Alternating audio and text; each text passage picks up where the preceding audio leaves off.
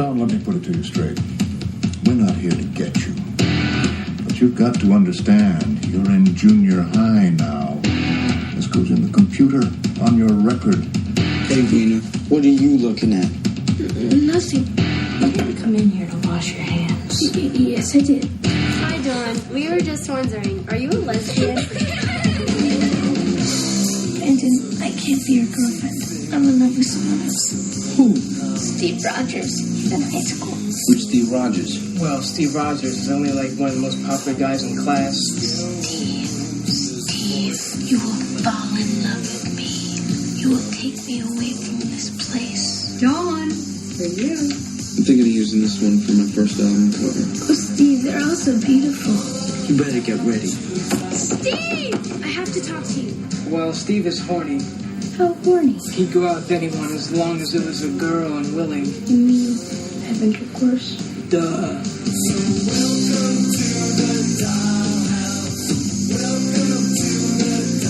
You're her older sister, and Missy loves you. I love you. You do not. I do not. You are not leaving this table until you tell your sister that you love her.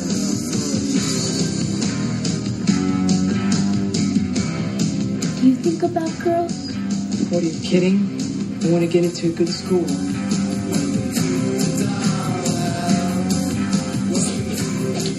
Will you play with my dolls?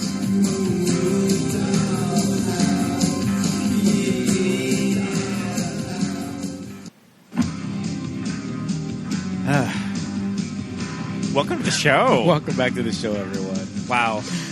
We're going from Spice World to Todd Solondz. I'm sure that is a podcast first.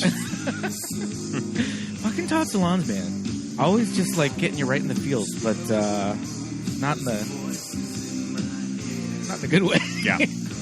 Everybody out there listening, my name is Pete. And I'm Scott. And these are the movies that made us gay. Seth from Jerk of All Trades. You were just on for Nowhere a few months ago. Yes. And welcome back. We had you on for Welcome to the Dollhouse, directed by Todd Solondz. Thanks for having me back, guys. Can't wait to talk about this one. I mean, this movie. This movie is crazy, and I'm excited to talk about it. Couldn't have picked a better person.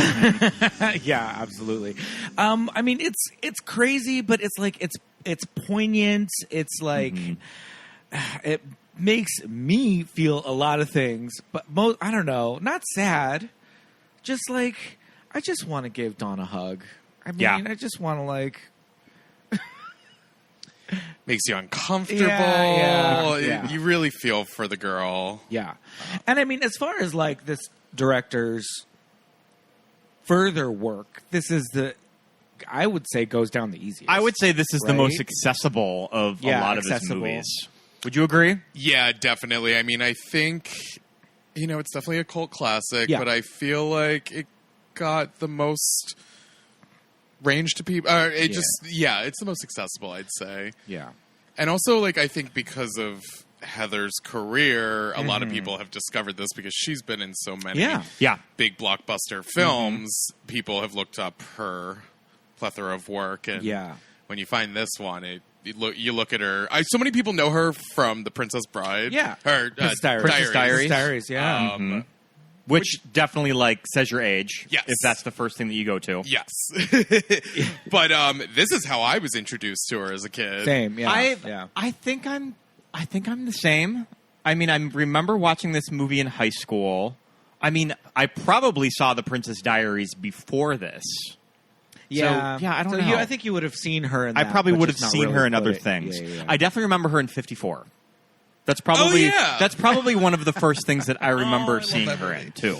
Oh, she's Ryan Phillippe's younger sister? Yeah. She played the little sister in a lot of like short cameos as like the younger sister. Scream 2?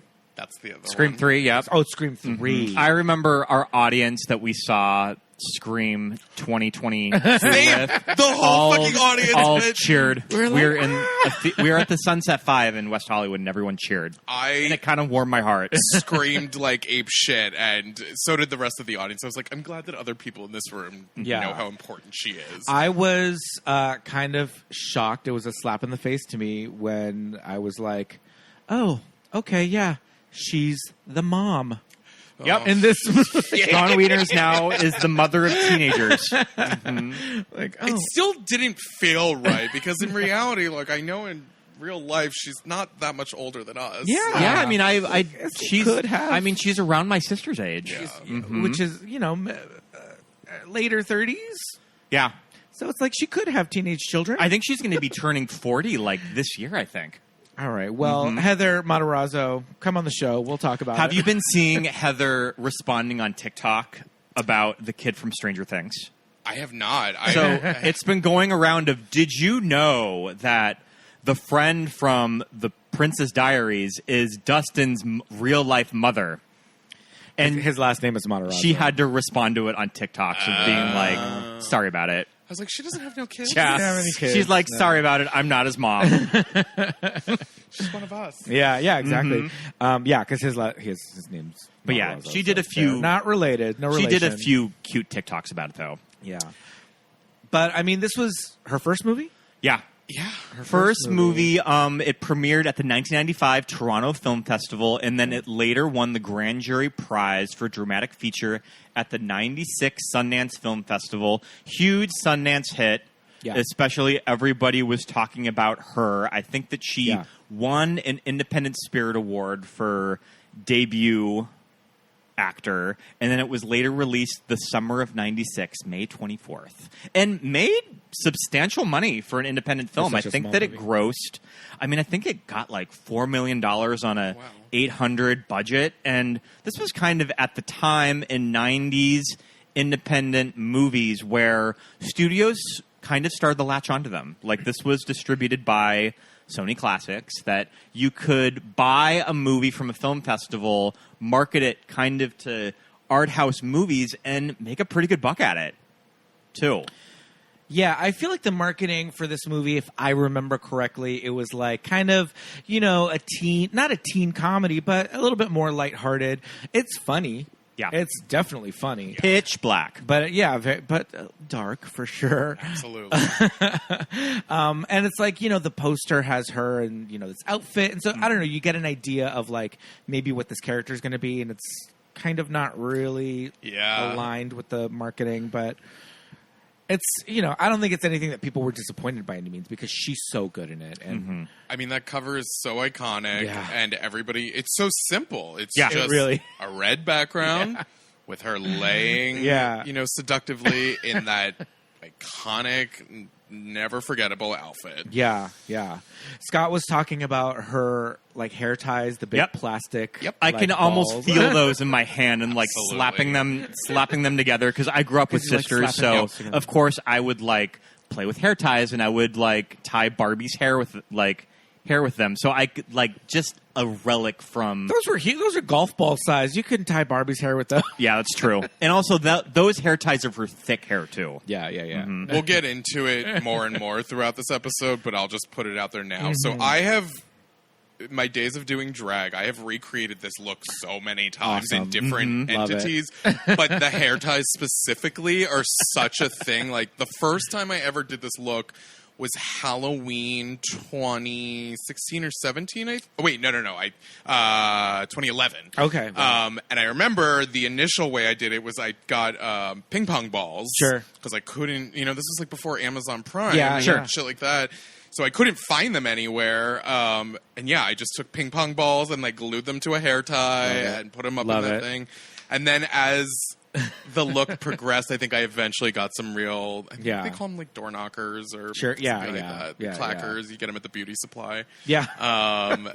The hair piece. And the other fun thing is I very specifically know that the promo images from this film, there's two things that separate. One, the hair ties are purple, and she has heart earrings. The other images, they're white, and she has the smiley face earrings. Oh. Everything else is the polka dot top and the pants, but the hair and the hair and the earrings look at that. Different in two different images. Was it always with the red background? So I think there were these weird images. You'll probably see it. It's like her drinking High C or something. There's just like a big glass of red Kool-Aid or something that she's like got a straw in her mouth. I have never seen these images like attached to the movie itself or like Mm-hmm. on the cover or anything. I don't know what they were from. I remember. Well, I mean, we just watched it. Yeah.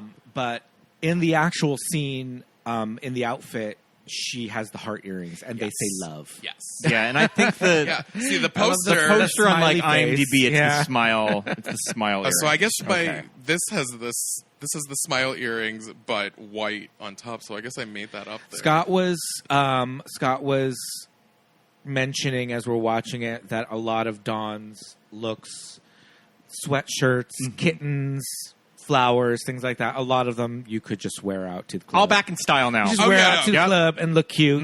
She looks like a Gen Zer. Yeah, just not be questioned for any of Dawn's wardrobe.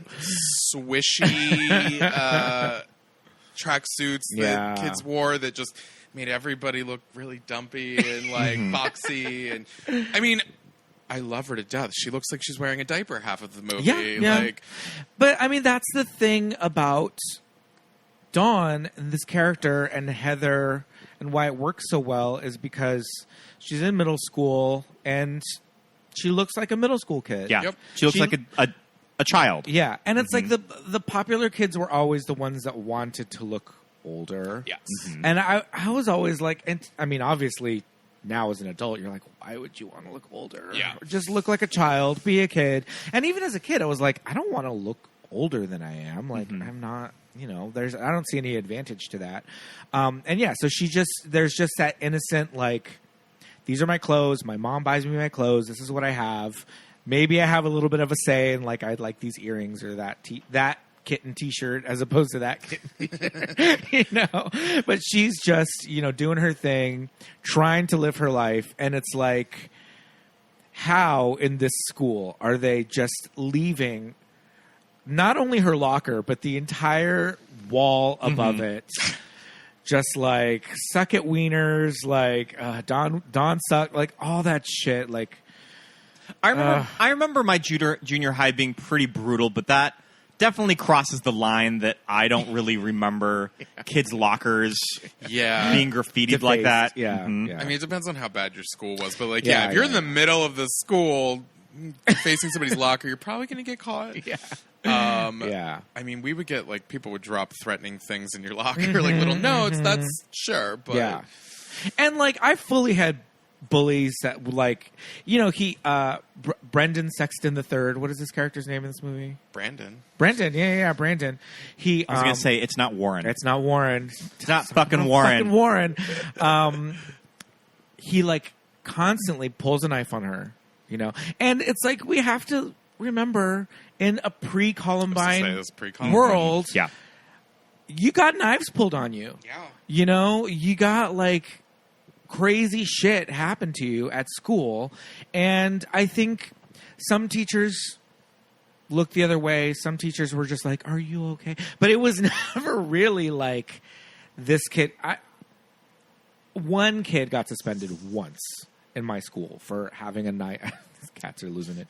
For having a knife.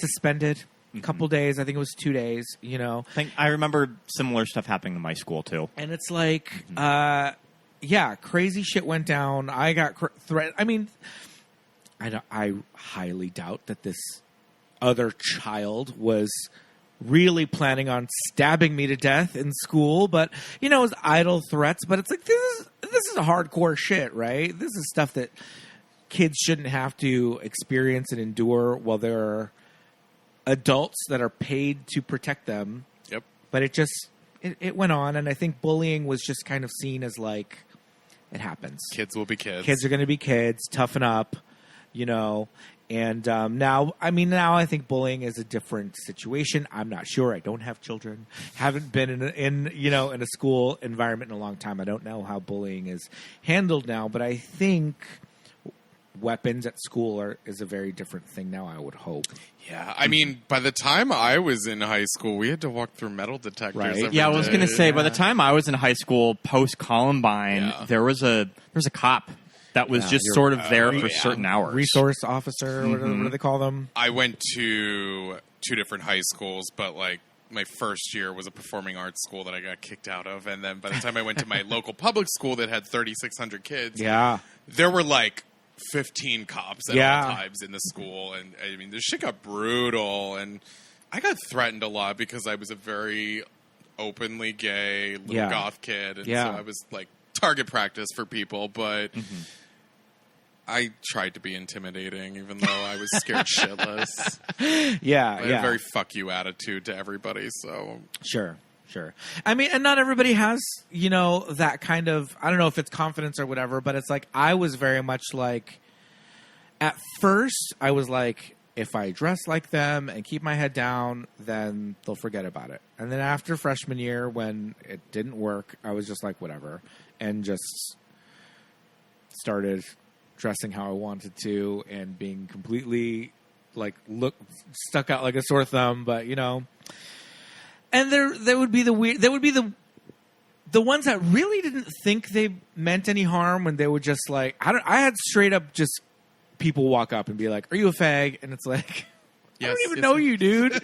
Like, why are you, we're not friends. Are you a lesbian? Why are you asking me these questions? Kittens. I like straight up my junior year of high school showed up to school wearing a T-shirt that said "I fucked your boyfriend." Oh my goodness! Oh my god! No, I was asking for it. Yeah. Not to say that people dress a certain way, but I was trying to get attention. I think. What are your first memories of first discovering Welcome to the Dollhouse? Oh goodness! Well, I can very distinctly tell you. So. I saw this movie for the first time, I think probably within the same month as seeing The Craft for the first time. Oh, wow. I had a really irresponsible babysitter when I think that I was like 9 or 10 when this came out. I was pretty young. I had this babysitter named Erica who let me do whatever the fuck I wanted. My mom would eventually fire her. I don't know which. I think on the Craft VHS, there was a commercial or a trailer for this. Sure. And I was like, we need to watch this movie the next time you watch me. Yeah. So we went to the West Coast Video, and there was the box. And I was like, that's the one. That's the one with the girl in the outfit. And yeah, being like, I was young, so I wasn't out yet, but as just like an outcast, very awkward, artsy kid, like I related to this character. Dawn definitely speaks to all of us that feel like outsiders. She's like the ultimate outsider. She's the ultimate underdog, ultimate under Wiener dog. And I mean, when she later came out, in real life, it was such a like, yes, you are a lesbo. You're one of us. You're one of us. Lesbo. That's another reason. It's like we all looked up to you for a reason, right? When she kicks the younger sister out of the TV room, it says "Drop dead lesbo." I laughed out loud at that. Oh, Missy, so good. It's still like one of my reaction gifts that I will send to friends sometimes when they like do something mean or I don't drop dead lesbo. So I remember I had all of these books on cinema when I was a teenager, and whenever I would read the American Independent Film chapter, I would always see this poster. So I just sort of knew Welcome to the Dollhouse, Todd Solondz. Like I'd never gotten a hold of any of these movies.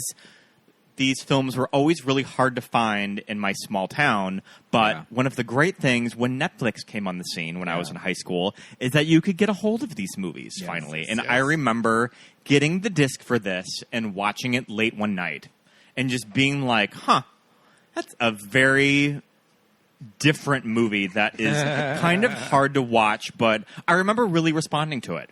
And I'm not really somebody that's really followed up a lot of Todd Solondz movies. I'm familiar with Happiness. I know the major plots of that movie, but I think I am too scared to actually sit down and watch it. So you've never seen it? And I've never seen it. Ooh, and it's also a movie that's kind of hard to get a hold of now. It is, Oh, really? Like, it's interesting that Todd Solondz just really doubled down on this type of subject matter in films. Like when Happiness came along in 98, it's just like buckle up because we're going to be getting into topics that are a lot harder to talk about than bullying. Yeah, if you think Welcome to the Dollhouse is tough. Yeah. But if you guys ever want, I have everything of his on DVD. We can have a night where we just all want to kill ourselves. And then it's interesting because he alcohol. later remade it in like 2010, Life During Wartime. Is that what it's called? What? Well, okay, so there was Palindromes. Which came out, which the whole movie has nothing to do with Welcome to the Dollhouse, but throughout the whole film is a character named Dawn Wiener. Oh. That is actually Mark, the brother, is in Palindromes, I believe. Okay. Like, they talk of her as if they are, it's Dawn Wiener, but like the character just changes like every other scene. Oh, okay. Starts off as like a very large black girl, and then turns in. It's just weird. His movies are so fucking bizarre. His movies are so bizarre, and they're not the type of movies that get made anymore. Too that I don't think that you can make a movie like Welcome to the Dollhouse now, just because our culture is so sensitive to a lot of these topics that you don't even really see them addressed in film anymore. Yeah. So I've heard people say things about like Euphoria, for instance, where it's like, stop sexualizing the children, or like, but the reality is like, this is the youth that a lot of us went through. And that's why, I don't know, like the ultimate dream of making a movie and like half the shit that I would put in it would probably make a lot of people upset. But it's like, these are the struggles that kids went through in the 90s. Like, don't sugarcoat it. And obviously Todd Solondz was not. No. I was seeing somebody that was very happy to show me happiness and storytelling. Like, that's another one. Yeah. 2 days in a row. And I was like, why are you showing me these movies? I can't with these. But I had already seen Welcome to the Dollhouse at this point. I remember when it came out, I got it on video. I rented it. Because, again, it was one of those things that the marketing kind of played it up. And it was that independent movie kind of boom in the 90s. And so it was kind of like, okay, this is kind of going to be a little bit more of a wacky comedy, I was thinking. Which it kind of is. It's a very, very, very dark comedy. It's got some good laughs. Yeah. Yep. And I just really felt like that kind of independent 90s kind of indie movie. I was like, all right, I get it. I get what's going on here. Hit very close to home. And it's one of those things where, like I said, I just want to give Dawn a hug. It makes you just think about certain things when you're watching it, like, they say things about this character, and they say things about like her not being pretty, and being she's a dog, and like all that stuff, and I'm just like, this little girl went to this audition, and like, you're going to be this character. You're going to be reading for the role of Dawn Wiener, and look at this script. Dawn Wiener, who is told that she's ugly, that she's a dog, that she's going to get raped, all this stuff, and you're just like, girl, this is a real girl. She's an actress. It was just like, that's the role for me. I'm Dawn. Lolita, why do you hate me? Because you're ugly. That character Lolita scares the shit out of me, because there's nothing more unsettling and scary than a girl bully. Yeah. And you don't see it in a lot of movies. Because there's the girl bullies, like the cheerleaders, that are like, are you in we just want to know. And then they all laugh in unison. But when you're being bullied by another outcast, the little goth, white trash goth girl who's 10. Yeah. Or they're supposed to be like 13? Middle school. So, 12, 13. Yeah. I feel like at one point they say something about her being 13, but I could be making that up. Yeah, right. That sounds right. But yeah, you're right. Lolita is a Lolita's a monster character. Yeah. Yeah, because at first you're just like, okay, this kid's just by themselves. I almost at first I was like, is that a boy? Like, no, she's. I love too that she's just like, stay away from Brandon. You stay away from Brandon. He's mine. This is one of those movies that I unfortunately know every word, but like the back of my hand. It's very quotable. Yes, it's very quotable. When we were setting up the time for this recording, you said, "See you at 3," and I didn't get it. I was just like, "Well, Pete's off work around 5, so maybe around like 5:30." I was just thinking about it a second ago, like. Yes, this movie is very uncomfortable. We all feel bad for her. Yeah. The only thing that I think is like really like the oh shit that's fucked up is the like I'm gonna rape you at 3 o'clock. Yeah. As we just said, like his other movies have a whole slew of shit that really goes over. Yeah. But like rape is not something to be not taken seriously. But yeah, I think that like one line is like that's what people remember this movie as like being really dark. Yeah, you know? yeah. Because you talked about raping a child, you know. But but then when it doesn't work and he calls her up and he's like, now tomorrow you're gonna get raped. Meet me at the same place, and she goes. You know, so it's like, but their love connection, it very much like, you know, he's insecure and putting up a tough guy face, but he just wants, because he's also an outcast. Yeah. Much like Lolita, and just a different kind of outcast, the bully outcasts. But, and she doesn't have anybody giving her attention, so she's like, well, it might be negative attention, but there's a boy paying attention to me. Yeah, exactly. Yeah. I want to talk about Dawn's family. Oh my God, Dawn's family. I think this is one of the lasting impressions of this movie that when I kind of think back on this movie before I watched it today, what I immediately go to is Missy. I immediately think of Missy because I was the youngest kid in my family. But you were not the golden child Missy. I was not the golden child Missy, but I still kind of have this weird connection to this character though. Of that, yes, I was the youngest child, and I was probably the one that the other very annoying from all of my siblings. Mm-hmm. You were the youngest. You were gay, possibly doing pirouettes in the yard. Everybody loved you. Too. Yeah. The other thing, I always feel like I make this up in my head, but the movie is supposed to take place in New Jersey, right? I think so. It's called out. Yeah. I think it's called out for New Jersey because they easily get to New York, and there's definitely some strong New Jersey accents in this movie. I think that's the thing is like being from Philly and like the East Coast in general. Like I know these people. These are your people. Sure. The mom, like. Oh my God. I feel like Jewish people and people from like Long Island or Yonkers, like New Yorkers. And Jersey's in between New York, and so like they kind of go into both directions. Yeah. So like the mom's got this very 90s kind of Jewish mom thing going on with the perm and the nails. Not played by Mink Stoll. She 100%. Every time I put it on, I'm like, that's not Mink Stoll. It's not Mink. But which movie does she look like Mink from? It's I think it's a Dirty Shame Mink. No, she looks more like her in like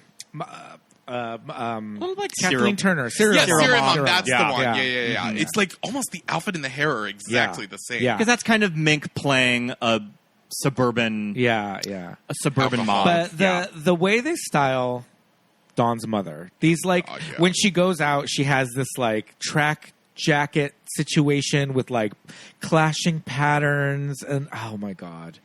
It's just that like 90s suburban. It's the middle class fancy, you know, of it all. Like I find these things in thrift store nows and try to sell them on Depop to Gen Zers. Be like, this is worth $75. You know, it only costs $1.99. But. Yeah, totally.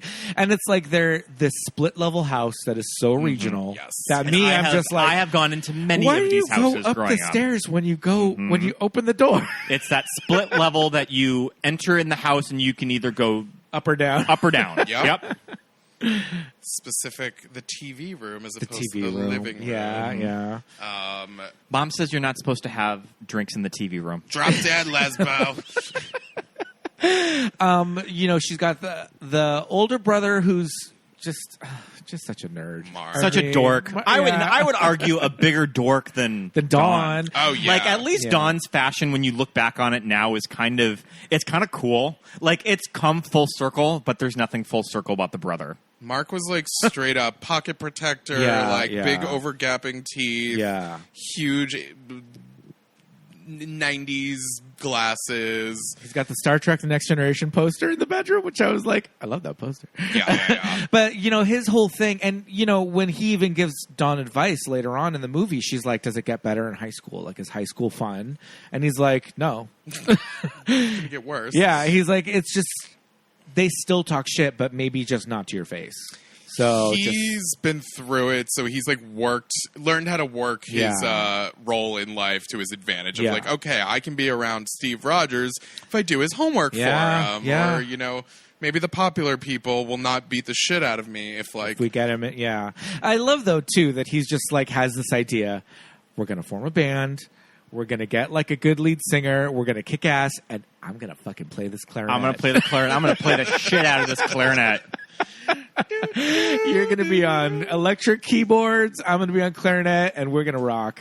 And though, when they do get Steve Rogers, played by Eric Mabius. Oh, so cute. The hair's a little crazy, but he's still just super dreamy. Mm-hmm. When they do get it, the songs are, obviously these songs are like written for this movie, but they're not that bad. They're work in progress. Yeah, I'm okay with these songs. Yeah, for a New Jersey garage band that's playing bar mitzvahs and wedding anniversary parties. Yeah, and so obviously the dad is just like disinterested. I don't know. Kind of fades into the background a bit. Yeah. And then, the mom, it's like...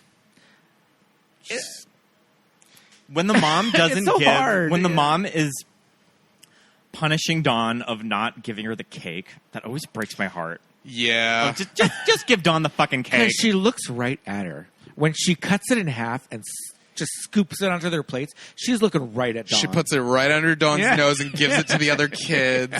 The other thing about Dawn being the underdog is like she has the most ultimate shit on middle child situation. They all treat her like garbage. No one is nice to her other than Ralphie. Oh, Ralphie. Little Ralphie. The kid that's 6 years younger than her. The only person that'll hang out with her is a 7-year-old. The little boy next door. What does she say? Just because he's a faggot doesn't mean he's an asshole. I laughed so hard at that line. Embroidered on a pillow. So I did a screening of this in 2019, and the flyers that I made, we would always put the poster of the film on the front, and then I would do something fun with the back, and I was like, what could I do? What could I quote? And so I just put this picture of Ralphie. And also because of the budget of the movie, the photo that I got, he just looks ill. Sure, he just looks sick. It's like any picture that I find of Todd Solondz. Yes, mm-hmm. And I really just wanted to put just because he's a faggot doesn't mean he's an asshole on the back of it. But these were flyers I was putting out in coffee shops around the city. Yeah. So instead, I decided to put he thinks he's hot shit, but he's really just cold diarrhea on the back. Another thing that I quote every day to this, and I misattribute that to Dawn, but he says it, doesn't he? Yeah, I always think Dawn says it, but he says it. Ralphie says it. It's when they when Brandon and his crew show up to the convenience store. Yeah. He goes, he thinks he's hot shit, but he's really just cold diarrhea. And then they get Slurpees thrown in their faces. Yeah. See, but that's the thing about making a movie like this today. It's yes, the word faggot gets thrown around a lot. But I feel like it's in a movie like this, it's the intent obviously is a little bit different than, when you watch other, just 80s movies where they just say it casually. Yes, you're a total fag. Yeah. From 16 Candles. 16 Candles, I think, in this movie, it really just kind of illustrates these kids. It's they don't really have anything but their words to kind of talk shit to each other.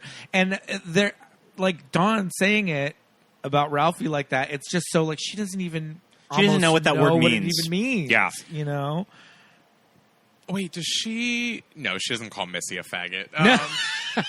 I feel maybe it was lesbo. I don't know. I feel at some point someone says it and it's that they have no idea what the word means. Yeah. Just oh, I heard this being thrown at me in a mean way. Yeah, so. Exactly. So I feel it would get a lot of blowback in a movie today to have this kind of dialogue, because it's even I feel if we were to we couldn't even just quote that on our Twitter. We would have to say warning, F slur, trigger alert, and then ... so it wouldn't show up in a feed. Because otherwise I think we would get you guys are really responsible to post I don't even think twice about it. The frequency comes out of my mouth, but I feel like every time I put it on Instagram, my shit gets flagged immediately. Yeah, absolutely. Oh, right. You think I'm promoting hate speech. Yeah. But I'm just talking to my girlfriend. Exactly. Yeah. So it's it's that thing of, kind of intent and then kind of, I also owning the slur that you were called when you were a kid. Yeah. But then we also are in a little bit more of we're just fucking cool. So alternative, queer, edgy. Yeah. We're not regular gays. We're edgy gays. Yeah. No. Whatever. But I think you just have to understand that this movie is from a different time. It's old. 25, 28 years old. I want to talk about the character of Steve Rogers. Oh, my God. Played by Captain Eric America. Mabius. I think one of probably his film debut. I don't know if he had worked all that much into this movie. Eric looks like he was probably a teen model when they got him. Yeah. And was that his actual hair? I was thinking that too. I Figure don't that think out. of Eric Mabius as a redhead, but I don't know. Maybe he was. Yeah. I definitely knew some Steve Rogers in high school. He looks older, but he's supposed to look older. I'm assuming he's a senior in high school. I'm going to just interrupt you real quick. Do My it. best girlfriend and I, we always quote this movie, and one of her favorite lines to just look at me and goes, "He's older." Because I think someone's asking about Dawn's crush, and she goes, "You wouldn't know him. He's older." I digress. Go on. Yeah, no. I was just commenting on the fact that Eric Mabius is I think he's older than me. So at that point, in 94, probably when they were shooting this, I'd say Eric Mabius was probably born in the early 70s. He was 71. Yep. There you go. So at that point, he was early 20s, but it works. It works. I love just how he's that kind of cool guy that's just whatever. Dawn comes in the room and he's just like, hey. He looks like he's been held back. Yeah, he's so much older than all the other guys in the band. And when she steals his ID and she has it on her little altar, I was trying to count the stickers on it because I was like, does that mean that there's one for every year? I was like, are there 5? Are there too many? Because there's little stickers on his ID. He's 29. So I'm like, yeah. Still trying to get that high school diploma. It's like, girl, just drop out and move to New York. Yeah. And what's kind of interesting of how these scenes are written and acted, that it never crosses the line of being inappropriate and weird just because he's so clueless. Yeah. That those are never his intentions, it never crosses that line. Right. She's the one sitting on the bed, reaching her hand and he's just looking off into space, does not care less, and her little hand is just getting closer to his leg until the brother walks in. And do you want to see my fingers?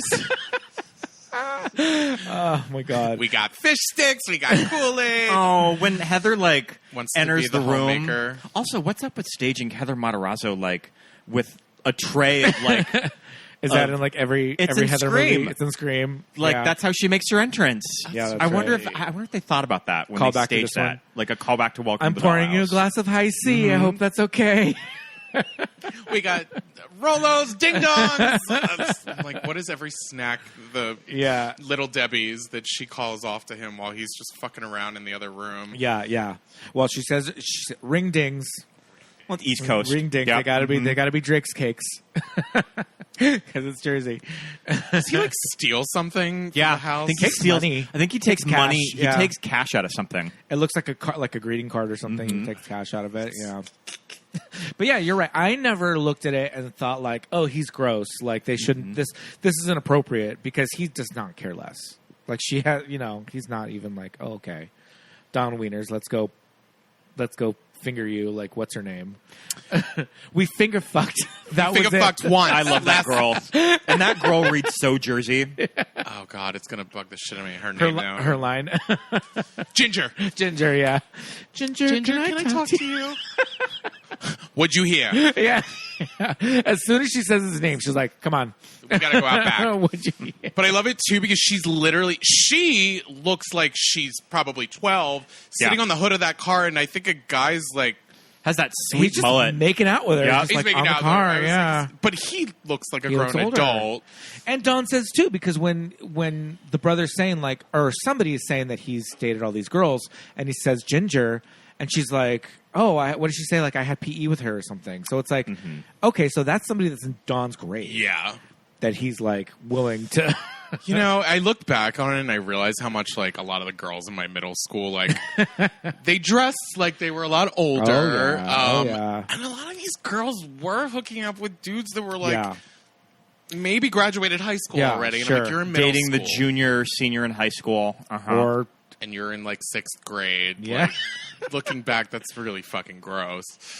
But you know, women developmentally more than men, as they mature say. a little earlier. I mean, it's one thing for a girl to be like, yeah, I want to date like an 18 or a 19-year-old, but it's another thing for like to think about a 19-year-old guy. You're like, why do you want to date a 15-year-old girl? That's crazy. I remember my senior prom, this guy who was my neighbor was there, and he had to have been like 29 or 30. As and I was date? like, what are you Oh, doing my here? And he's like, God. oh, I'm with this girl. And I was like, ew, this is not okay. Oh, man. Eric Mabius' career is really interesting because it definitely shows a very pre-Marvel movie landscape. Where Eric was a very good-looking guy, but I mean, he still kind of had to hustle for work. He was never given like the Hollywood leading man role. Well, maybe he's just a dum-dum. Yeah, I don't know. I mean, he still kind of regularly does TV and also like Hallmark movies. I go to Ugly Betty. What do you think of it? The L Word. The L Word. I think of either this movie or Cruel Intentions. Cruel Intentions. Because he plays gay in Cruel Intentions. Yes, and that always excited me. Another one of my favorite movies that I watch all the time, and every time I forget he's in it. And Right? I'm just Yeah. You're like, oh, the Gregster! What does Joshua Jackson say? He has a mouth like a Hoover. Yep. Yeah. Gregory, I was wondering if we could arrange a little pillow talk for later. Oh, my God. He's got a mouth like a Hoover, but he's dumb as a rock. But yeah, probably someone who's contemporaries with like Chris Evans. Yeah. But Chris Evans, I guess got the callbacks from like the bigger jobs, I guess. Sure. I mean, I don't want to compare the two of them, but he's a man, so I'm like, who had a more successful career after this movie, him or Heather? Right. I don't know if is he still like actively working? Yeah, he does. Mm-hmm. As is Heather too. Oh yeah, no, I mean, Yeah. I follow Yeah. everything she does. I am and will always be a Heather Matarazzo stan. Good. That's why we have this large Dawn Wiener tattoo that takes up half of my leg. That's right. It's beautiful. Have you ever actually run into her? So I've had And shown it to several her? interactions with Okay. Heather. Let's hear about it. This is where we dive deep into how important this movie is to Okay. me. So Go for it. the first time I met Heather, I was dressed up as Dawn Wiener, and it is also why I ended up moving to California eventually. So 2013, Peaches Christ, who I would later work for in San Francisco, has told me many, many times, the first time I dressed up as Dawn Wiener for Halloween, Peaches saw this on the internet and was like, oh my God, I love this costume. I think it's time that I do a Welcome to the Dollhouse screening. Okay. Maybe less than a year later, she puts on a screening of Welcome to the Dollhouse that was part of San Francisco Sketchfest in 2013. They bring Heather Matarazzo to do a Q&A for the movie. And I'm here in Philadelphia, 25. And I was like, I have to be there. Because they didn't have fun things like this in Philly. Yeah. And so I was like, I don't give a shit. I'm going to fly across the country to be there for this thing. And I'm going to wear that goddamn costume. You flew across the country for a Welcome to the Dollhouse screening. I did. That is very cool. I did. And I'm going to wear that fucking costume. You inspired the whole event. So. And Peaches Christ would perform Creep by Radiohead with a live band on stage for this. It was such an important day in my life. And they did a costume contest, and I was one of the top 3 wiener dogs up there. I did not win. But this is when Peaches Christ and I had just started to become friends, and I had flown across the country, and she was like, you can come backstage after the show. I'll introduce you to Heather. Cool. And I was like, oh my God. So I have a photo of me, 2013, in the other thing is that the costume was like a few years old at this point. This is before I really got good at costuming. Yeah. So, like, it is a raggedy-ass costume. And there I am with this awkward, like, trying to make a wiener dog face with Heather, like, looking very beautiful in all black, and her hair is very long at the time. Yeah. And, yeah, so I don't know if, like, we're friends on Instagram. Like, we don't interact a ton, but, like, we have over the years. I don't know if that's what got it, but that's when I met all these people, and they were like, "You're a goddamn freak. You should really live here." And I was like, "Okay." Yeah. So I moved to San Francisco later that year. Wow. But I'm trying to think what my other interactions with her have been, mostly through the internet. But 2019, I was in a really, really bad mental space. I had been going through, divorce, and it was just in a really bad space. And my best friend, who I'm actually going to see next week for my birthday, got me a cameo from Heather. Oh. And all she did was quote, "Welcome to the Dollhouse." She was like, "I'm here, Seth, to tell you that you are an honorary member of the Special People's Club." And she didn't say faggot, but she goes, "Just because he's gay doesn't mean he's an asshole." I was like, she can't say this. She's afraid it'll do something bad for her. A cameo. But, like, literally spent, like, a good 3 minutes. Like, I'm sure my friend was like, "Yeah, he's really going through it." But she was just, like, so uplifting. And I remember I was, like, in a park and just started crying because I was like, this means so much to me. And then later I, like, posted it online, and she was like, "Oh, my God, I had no idea this was for you." Like... So I was like, she remembers me. Yeah. And she's seen the tattoo. But yeah, and then we didn't get her for that. But as I said, like years in 2019, I did put on a screening of this where like I remade the look, and it was so much better. But I also gave it a little bit of this was my drag persona, Veruca Bath Saltz. It was very slutty. So I had like a huge breastplate with like, we turned it into one of those like little ties, and it was cropped. I don't know, that's the way it is pretty much for her. Yeah, she kind of has like, instead of lime green pants, I made it into a short mini skirt. And then I did something that was very controversial, which I'll show to you guys after we do this. But I decided we did a whole drag show with it, and I thought it would be a great idea to perform "Rape Me" by Nirvana. I get how that probably made sense in the moment. But, as I will always defend myself in this, the whole point of the drag performance is I tied Brandon up to a chair and murder him at the end of the number. So it was a rape. It was like the Nomi Malone moment of getting your revenge at the end. Yeah. I just thought it, like, in a humorous way, pushed the boundaries a lot. Absolutely. But me and just, like, white pumps walking around with, like, a fucking meat cleaver. Yeah. But yes, I love Heather. Yeah. I don't know if you guys have seen, but she's also done, like, in the last 5 years, like, a collection of weird little, like, I'm grown up but still pretending to be Dawn Wiener, like, videos on YouTube. Yes, I have seen these. Love it. One where, like, she's at, like, a sleepover, and she's basically telling children, like, life's gonna suck, kid. And then the dad walks in and is like, who are you? She's like, this is the Special People's Club. Oh my God. But yeah, I mean, I'm glad to see that she's still doing stuff. Yeah. Scream. Yeah. I have not seen her around LA yet since moving here, but I hope one day to run into her. Yeah. Odds are. I remember not quite at Heather's story, but Special People Club story. As I said earlier, I was seeing somebody who was very keen on showing me Todd Solondz movies, and he just thought it was so funny, the whole Special People's Club thing. He was just like, the Special People's Club, like, how could she not know? I'm just like, she was a kid. But when Brand.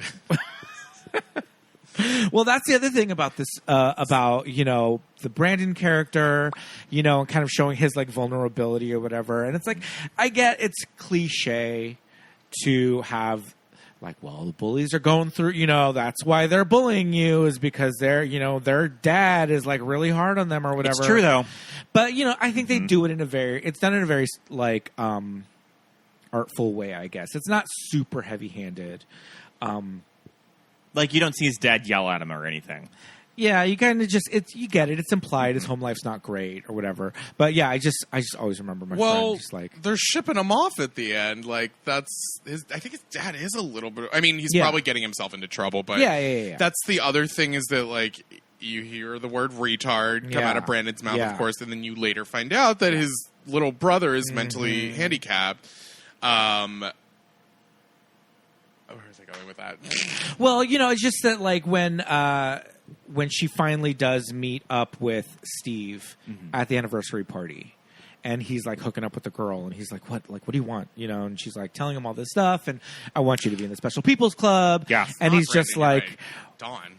Yeah, and he's just like, why would you Special People's Club? Don't you know what that means? And like, your club's for retards.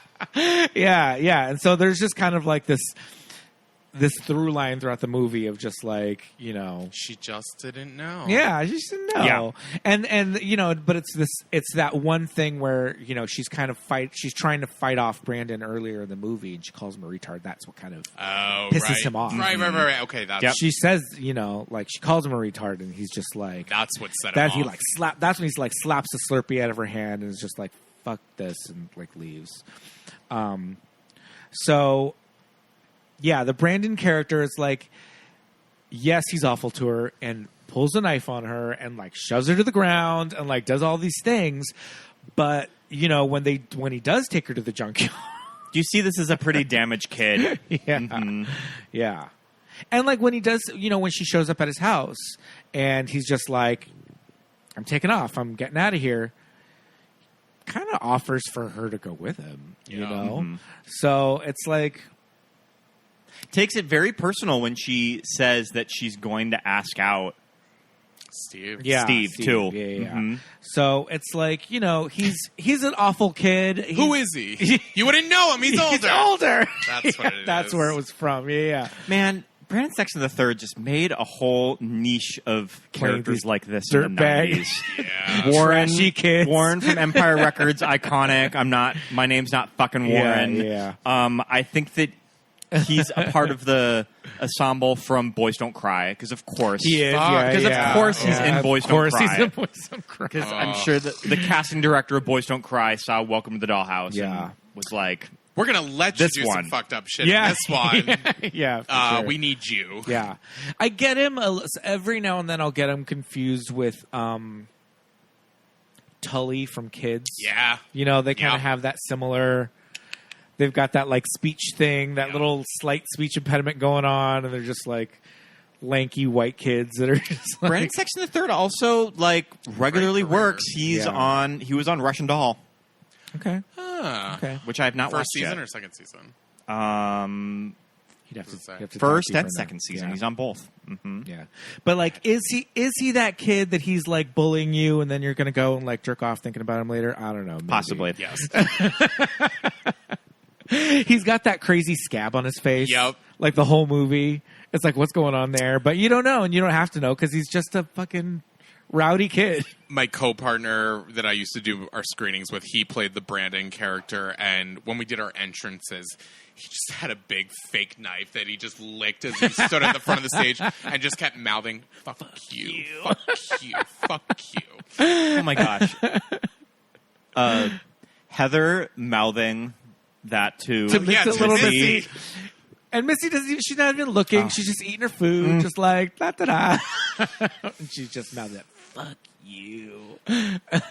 It's always interesting, too, to like, when like you love a movie so much and you're like, wait, where the hell does the title even come into this movie? Right, yeah. And like, I always look back and I'm like, well, there's the song, obviously. Yeah. But like, other than that, I think it's just like her chopping off the Barbie doll heads. Mm-hmm. Chopping off the Barbie doll heads with the saw.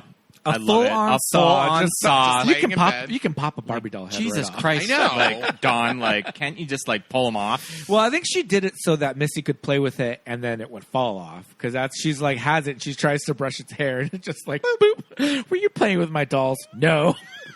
No. Well, she also has her little altar where she puts Steve's ID. That's a little house. Right. It's like a little. It's like a Christmas manger. Oh, is it? Mm-hmm. Okay, I just remember seeing it from behind, looking like a little house. When they did that costume contest in 2013, I will never forget. One of the girls had like the full fucking altar shoebox diorama, and I was like, God. I want to win, but this person really should win.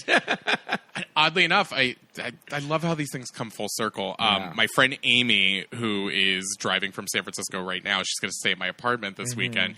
She was the one that I lost the costume contest to, and that was the day we met for the first time, almost 10 years ago now.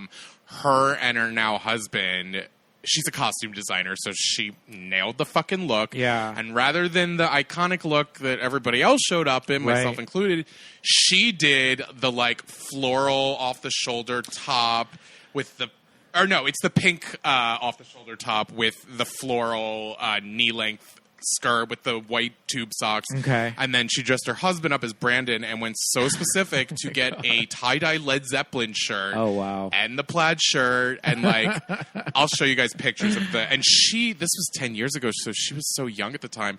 She looks so much like Dawn. Like the glasses, the pulled back ponytail. Yeah. I would later borrow this entire outfit Nice. to make a short that we did for our screening called Welcome to the Bathroom. We recreated the entire bathroom scene. Oh, no. With a few little gay twists to it, but I will show it to you guys when we're done. What does Lolita say? Like, I want to watch you take a shit. You didn't come in here to wash your hands. You came in here to take a shit. No, I didn't. I can smell you from here. I don't have to go. I don't have to go, really. My hands are just dirty. My hands are just dirty.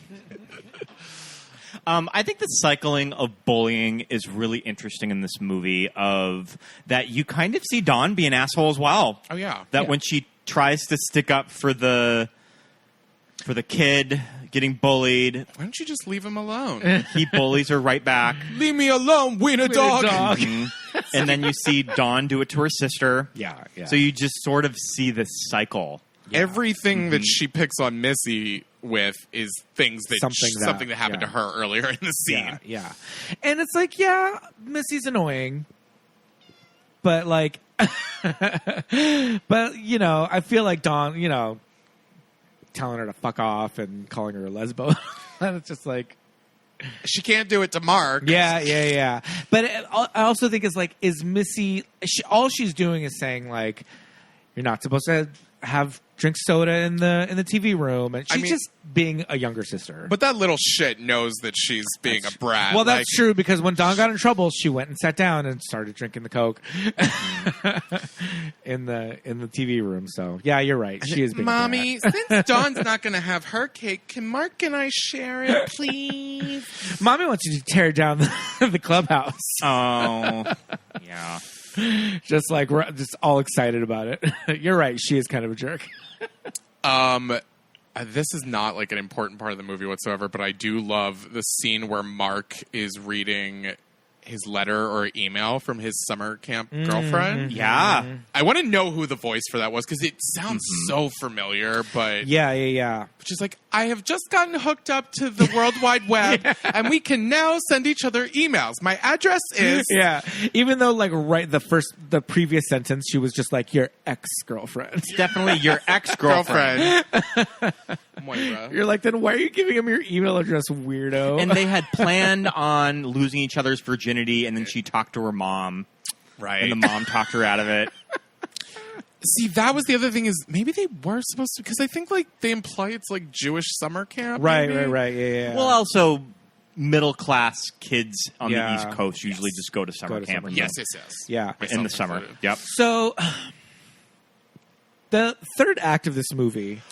Also, one of those things that when I remember this movie years later after I watched this, I always remember the third act of this movie with the kidnapped daughter and just kind of how fucked up it is. And it's even in the box of Welcome to the Dollhouse, because it's like a ransom letter.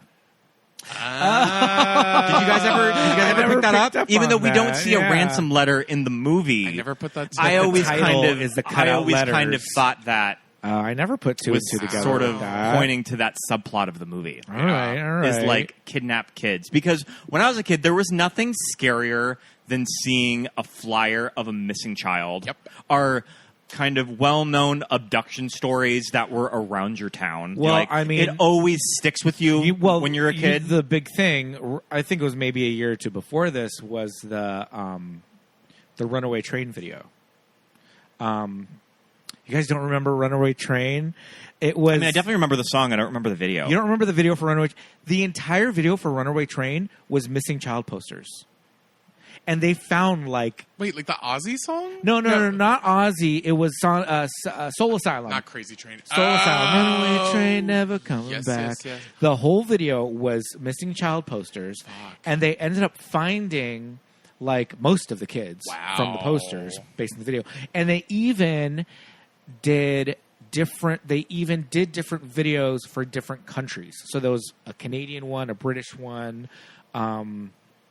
And a couple of other different ones. And so, like, yeah, the whole, like, missing kid thing. I mean, it's always, they kind of tell you about it a lot. And, the 70s to the 90s, like, it was a big thing. Yeah. Like, I remember that book growing up, the girl on the milk carton. Yep. Yeah. It's like something we all read in, like, elementary school, Yeah. I feel like. So there was this constant fear of being abducted as a child. But we were also the generation of the latchkey kids. We're like, true. I was home alone. Or you would just walk home alone after school because that's just what you did. Yeah. Yep. Yeah. So when Dawn purposely doesn't give Missy the note to go home with the other mom. with the other mom from ballet class, it's almost like is Dawn being punished for something? Because like then Missy fully does go missing. Yeah. And it's not even like we forgot to pick her up and she's still waiting there. Gone. Does not come home. Police.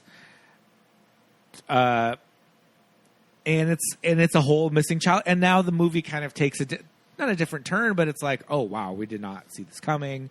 This is, I feel like, one of the more like kind of Todd Solondz thing where it's like this little girl is now fully missing, and it's not played for a joke or anything, and it's just like Dawn sitting there, and you just hear them talking in the background, and you overhear people saying like, the sister claims she gave her the note, she claims she gave her the note, and then it just camera just stops on Dawn, and you're just like, fuck, holy shit! Now is she being punished for what? Like, I mean, she's resentful of her sister. So Yeah. she thought she was just like, man, she'll be left there at the bus stop. Yeah, yeah. It'll do her some good. Yeah, she'll just have to wait for mom to come get her later on, and she straight up gets kidnapped.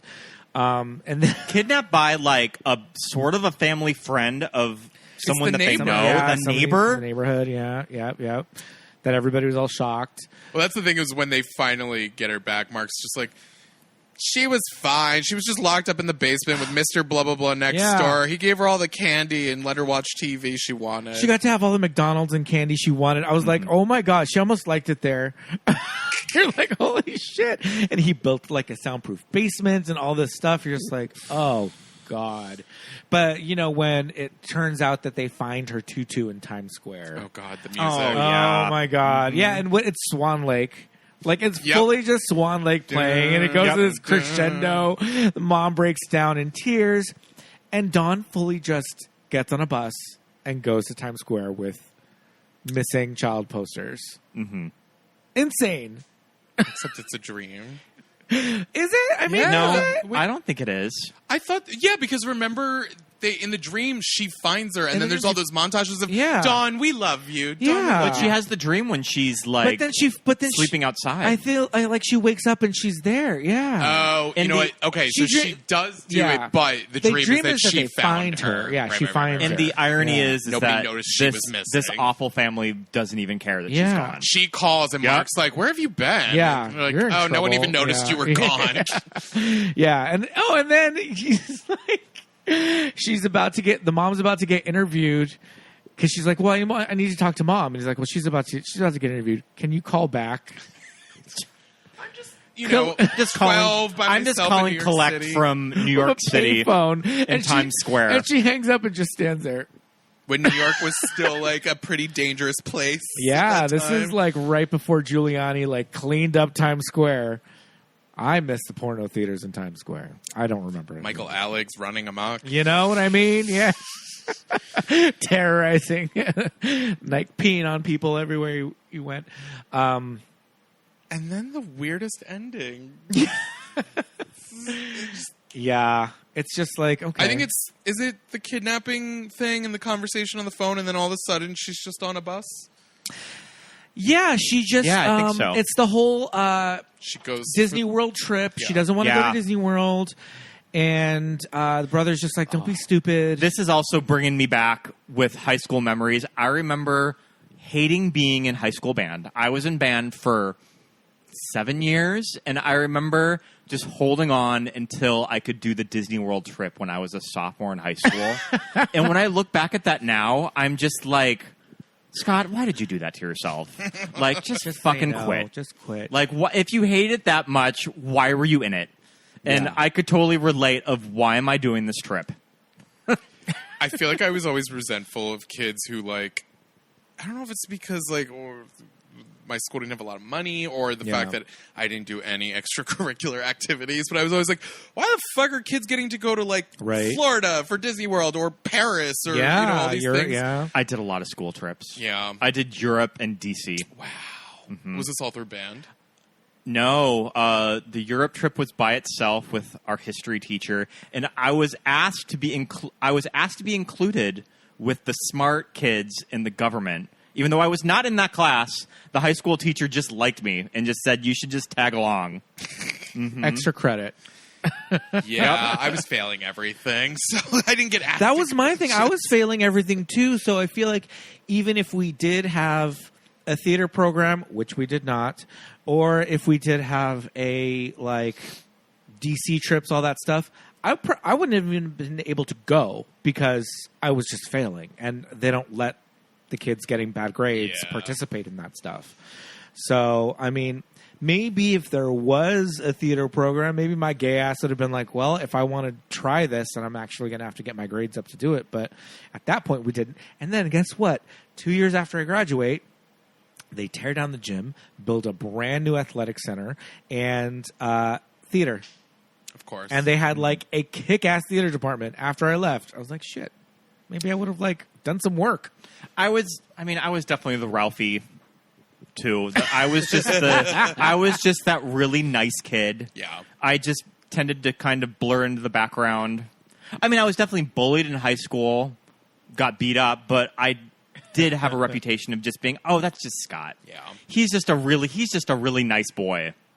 Mm-hmm. Our senior year, they took us, like, I guess most places have, like, a senior trip that if you're not even like an extracurricular thing, just for the whole senior class. Yeah. And we went to New York, and I was a bad boy, and I didn't get caught for shit. But, like, they took 2 different groups to go see Broadway shows, and as soon as the lights went down for the Broadway show, I walked out of the theater, got on a train to go meet a boy, spent like the 3 hours of the show smoking weed and drinking at someone's apartment, and got back like right as the show was over. Right as Mamma Mia was like wrapping up, coming down.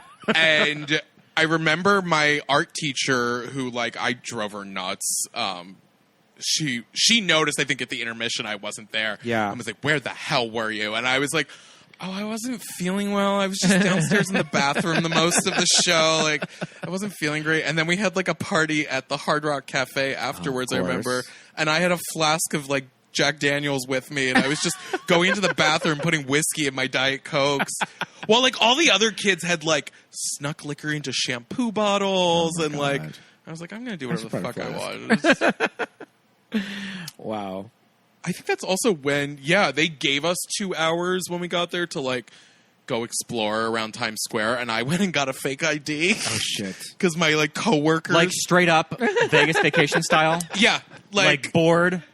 Face to the board? Not the big my board. 19-year-old coworkers at the Spencer Gifts I worked with at the mall had been to New York, like, a month prior, and was like, yeah, if you go to this address, you can get, like, a fake ID, real good one, for, like... $30. And so when everybody's like, I'm going to go to FYO Schwartz, I'm going to go have a New York slice, I was like, I'm going to go get a fake ID. And I picked one from Louisiana. Katrina had just happened. And so every time I went to a bar, people were like, oh, like, were you just affected by this? And I was like, no, I go to college here in Philadelphia. That's amazing. I was a little shit. Scott was a good boy. Yeah, I was the nice kid that obeyed all the rules. I was in the middle. I hung out with bad kids, and I did some bad stuff, but not the real bad stuff. It's because I hung out with 21-year-old goth girls. Yeah. I had friends that when I look back, I'm like, I wouldn't have hung out with a 17-year-old at that age. Like, what was wrong with these people? But, oh my God. Yeah. But I don't know. There's just something about high school trips that are kind of depressing, but yeah. Is it kind of depressing that the only time I've ever been to Europe was with my high school? A little bit. Mm-hmm. You should go back. We'll go back. But, Dawn sitting on the bus and just kind of singing the school song. Hummingbird. Their hummingbird. Well, it's a middle school, so yeah. They don't have to be that tough. We are the Jefferson. Yeah, but just giving in. This this whole trip is going to be probably really miserable for Dawn because she's probably not going to have anybody to hang out with. Yeah. Doing all of this fun stuff. She'll have to be by herself. I mean, logistically, I hope they put them in groups, but it's I also hope they don't just ditch Dawn every chance they get in the Magic Kingdom, and she's just wandering around.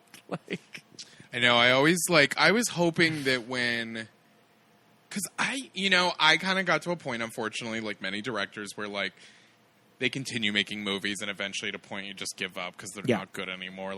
He made a movie called Wiener Dog in 2016. I don't think I may have watched a little bit of it, but I got bored. Okay. Mm-hmm. Is it about Dawn? I don't. No, I don't think so. It's just called Wiener Dog. He just has a motif. That's another thing is I think he reused these character names to keep people going. Okay. Much like palindromes, it had.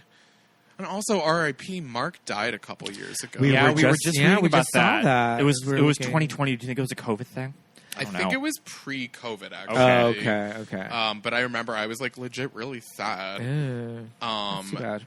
My good girlfriend, who's a few years older than me, for my birthday a few years ago, she gifted me.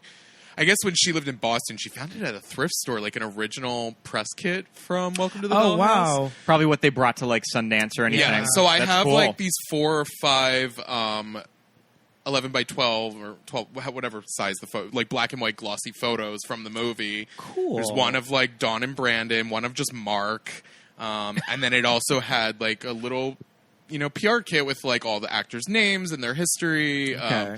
And this thing, one of them I framed, but the rest of it just sits in a special place in my apartment. That's cool, though. That's fun. I am seeing that there is a movie in production on IMDb that Todd Solondz is doing with Colin Farrell and Rachel Weisz called Love Child. 11-year-old boy schemes to reshape his mother's love life to disastrous consequences. So I don't know if this movie has shot or is about to shot, if they've signed on to it. You never know with is this just a mysterious IMDb project that is never going to happen that is still on the actor's page? I don't know. Yeah. Interesting. I always forget Todd Solondz is very creepy looking, right? I kind of imagine it's kind of like a Steve Buscemi. Yeah. Large, weird lips. A little Mike White. Mm-hmm. And all of his expressions in pictures are always just very yeah. And I think it's got to be on purpose though too. That it's this is what I look like. I just look like a creepy dude. Wait, Pete, have you seen Happiness? Yes. Okay. But you're over 10 years ago. Okay. There was this guy I was briefly seeing when I moved here, and although we're talking about Welcome to the Dollhouse, there's a very iconic part of the movie where a child said, "I came," and this guy, jokingly, every time we would fool around, he'd be like, "I came," and I was like, "I hate you. I don't want to hear that. You cannot bring happiness into our sex life. No, you're lucky it's over now." Yeah. Oh my God. Just read the Wikipedia synopsis, kids, listeners. That's all. It'll tell you everything you need to know. Happiness rated NC-17. Yeah. They weren't fucking. The MPAA weren't fucking around with that one when they were distributing it. Yeah. Oh, see, I was I always remember one of the halves of storytelling because it's 2 stories. Mm-hmm. You can't not see Selma Blair screaming the N-word over and over and over. And then I just remembered what the other story was. I forgot what the other story was. That's the one that stuck with me. It's something. I think there's like a maid who like puts poisonous gas throughout the whole house for a rich family or something. Sure, or that's there might be child abuse going that on, sounds right. which is a common thing in Todd Solondz's through films. line, a through line, if you will. I was reading a little bit about Brendan Sexton again, and he was in Black Hawk Down. Yes, and I guess he was saying something about like the finished movie is very different than the script that I signed on to. And the script that I was presented with and agreed to be in was a little bit more critical of the U.S. military and what went on in this particular situation. And, you know, he just kind of said that in interviews. And he's like, yeah, so that pretty much got me blacklisted from any further big budget production movies like that in the future. Because, I mean, he is still working, but it's not, I mean, Black Hawk Down was a big movie, you know, but that was kind of the last. But he's not making movies with Ridley Scott anymore. Yes. Yeah. So that's his side of the story. I don't know, but. As I remember about Black Hawk Down is that it is critical, but I think they kind of softball it a little bit. Yeah. Probably for like a wide audience, they probably felt like they had to tone it down a little bit. Yeah, for sure. But yeah, I mean, this there's not too many people from this movie that kind of went on to like bigger and greater things. Just kind of like Heather. You know, we still know Eric Mabius and Brendan. But I feel like the rest of the cast is kind of a little bit more obscure. Yeah, it's like, what is Missy doing these days? I think this is Missy's only thing. I was, I feel like I may have looked that up, too. I was looking her up, and I really couldn't see anything. One person that I saw was the keyboard player from the band. He was an old Shyamalan, M. Night Shyamalan's old. Oh. Who is he an old? He was the Asian guy who thought that he could swim. Oh, sure. He thought that he could swim away. Did you notice who the principal is? I definitely recognized Will Lyman's voice because Will Lyman has a very distinct voice that he's used for a lot of voiceover. He is, but he does like trailers. He's the voice for Frontline on PBS, and also he is the narrator of Little Children. So he's got a very deep. Another movie I have not seen in a long time. I love Little Children. Yeah, I feel like Little Children sort of has Todd Solondz qualities about it, but I think it may go down a little easier. But I don't know. There's still some fucked up things in Little Children, though. Yeah. A movie that I was obsessed with in college. When it came out, I really, really, really was... I mean, that was the height of my, like, I didn't have a lot of a social life, so movies were all I had. Same. That, like, totally the same with me. Like, I was living by myself in college. I had no friends at the university I was at. I would drive into Spokane to go to movies, and I remember being very pissed that Little Children did not show in Spokane. I've toyed with doing it on the show just because I think that movie just so homoeroticizes Patrick Wilson in that movie. Like, he is just like this gaze getting out of the pool. You know, not to cut you off on this, the thing I love about this movie is, granted, you guys have done many, many, many episodes, and I love the name and the theme of your podcast, but this is one of those movies that actually has a lot to do with my queerness as an adult. Like, somebody I idolized and really identified with as a child was fucking Dawn Wiener, and she grew up to be a wonderful queer woman. And she was a lesbo. Yep. She really was a lesbo. She really was a lesbo. But even, Dawn wouldn't even have known at the time if she was a lesbo. Well, maybe she would have. I feel like I've read a lot of interviews with Heather over the years about, like, that whole underlying thing. And sure. Sort of seeing that in the script and not really knowing what it was. Yeah. And kind of later finding out about it. Because I'm sure, like, you know, you hit puberty shortly around that time. And I'm, you know, sure that as she was developing into a young adult, like, probably start. But I think, like, I could be wrong, but I feel like she has said things about, like, you know, this was a little traumatic for her as a kid because, like, the whole thing is being teased and having slurs thrown at you, not only for your appearance, but for your sexuality. Yeah. It's a lot. Yeah. Oh, man. I know we've kind of already covered this, but I did want to bring it up because as I was watching it, I had such a visceral reaction to it. I just want to bring it up, and we'll move on. But when Dawn served Steve all that food, and she's just sitting there looking at him, and he's eating it all, and he's like licking his fingers, he's like sticking his fingers in his mouth, and it's just all those like food eating noises, and she's just sitting there looking. The swishy purple pants. And that, I'm just like, oh my God, this is so uncomfortable.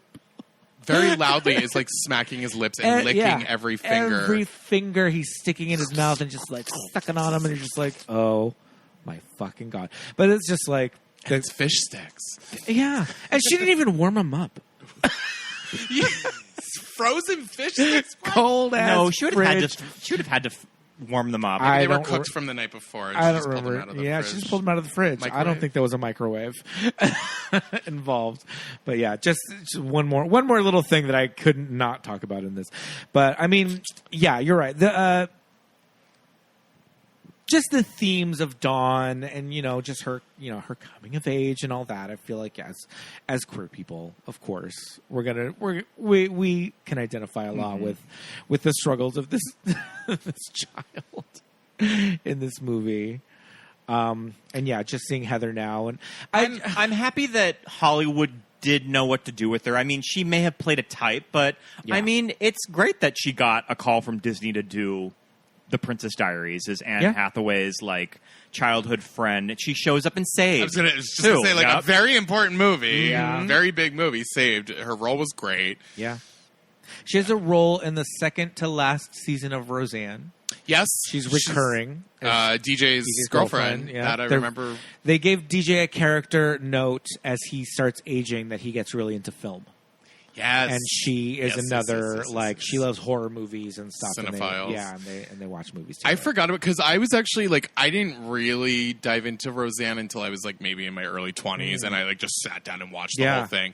And I remember when they got to Heather's character, I was so excited. Yeah. Just to see her pop up. And I was like, I knew I liked this for a reason.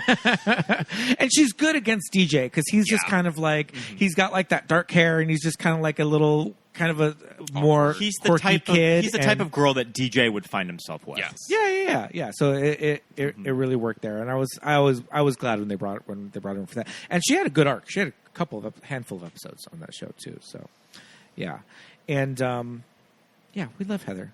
She's great. Mm-hmm. Not Gaten Matarazzo's mother. No.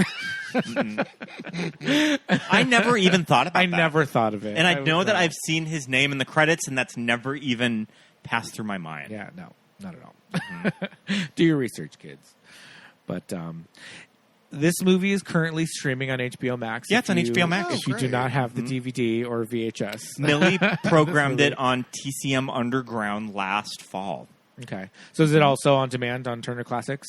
Probably not anymore, but I mean it's on HBO though. It's on HBO Max. It's in the TCM section. Oh well, there you go. Of HBO. Mm-hmm. So if you haven't yet watched it, you can go ahead and find it there. But yeah, this movie's still savage. This movie still cuts pretty deep. Yeah. Mm-hmm. Yeah. But so good. I'm glad we rewatched it. It had been too long. I don't think I had seen it again. I can't believe the two of us don't watch this on the regular. I don't think I had seen it again since I was 17 years old. Wow. Mm-hmm. Well, it's going to go into heavy rotation. I'm glad that we finally got to it. Yeah. I will have to give you guys the YouTube link of my little short that we did for this. You guys should post it with this episode. Do. Oh, we absolutely will.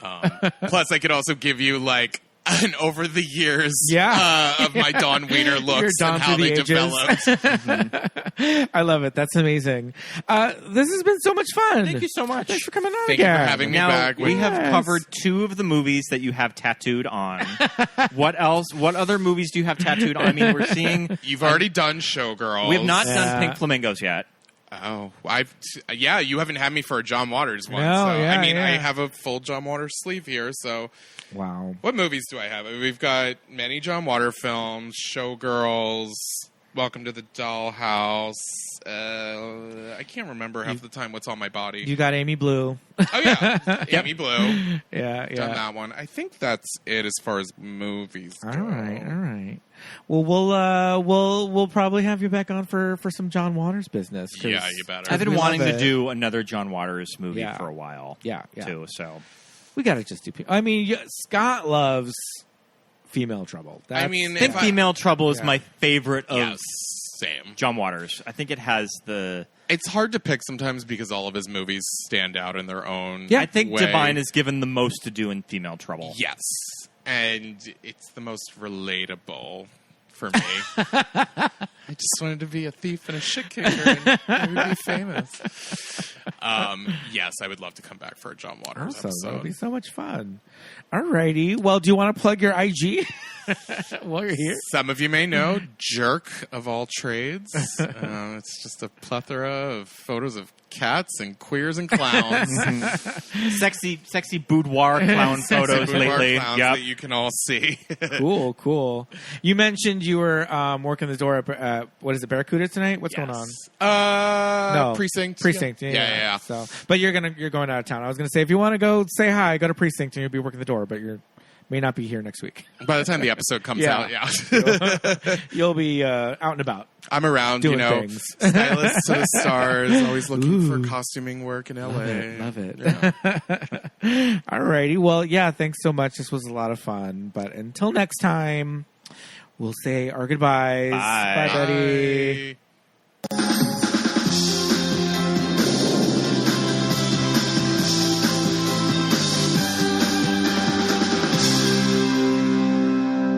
And thank you so much for listening, everybody. Thanks so much. Yes, indeed. Thanks, Seth, for coming on. That was a great episode. Watch Welcome to the Dollhouse on HBO Max if you can. Still savage. Yes, still great movie. Really funny. But I think it's about that time. Patreon shout-outs? Time for some Patreon shout-outs. We would like to say hello and thank you to our awesome patrons, including Flemish Giant, Jackson, Millie, Darcy, Ted, Benny, Jamel, Melanie, Christopher, Sean, JJ, Shelby, Michael, Charlie, Muffy, Paul, Jamie, Drew, Genevieve, Dawn, Joshua, Emily, Melly, Aaron, Melinda and Jim, Jessica, Nick and Shannon, Christine and Rufino. Thank you so much. Thank you so much for being patrons. Head over to patreon.com. We're going to record a brand new commentary very, very shortly, maybe even tonight. So we're just picking a movie, so you might get to watch, Zootopia and listen to me and Scott talk about it. We're not going to do Zootopia. Just looking at our shelf right now. Patreon has tons of additional commentary tracks that you can listen to them as bonus episodes. Yeah, you can put on the movie, watch with us, or you can even listen in your car. Absolutely. Works either way. Yes, indeed.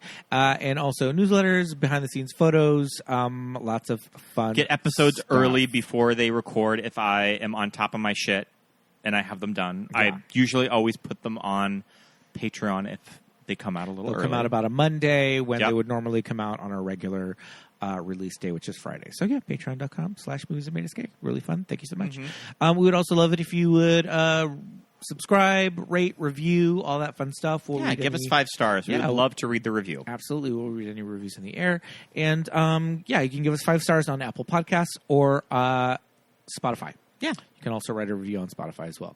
So head over and do that. And you can follow us on social media. We are at Movies That Made Us Gay on Instagram and Facebook. And on Twitter, MTMUGPod. Yes, indeed. And if you want to follow our personal accounts, feel free to do that. My name is Pete. I'm at Peter Lasagna on Instagram and Twitter. I'm Scott Youngballer on Instagram, and follow my letterbox. Yes, indeed. So thank you so much again for listening. Another great episode. We will see you next week. Thanks, everybody. Bye. Later.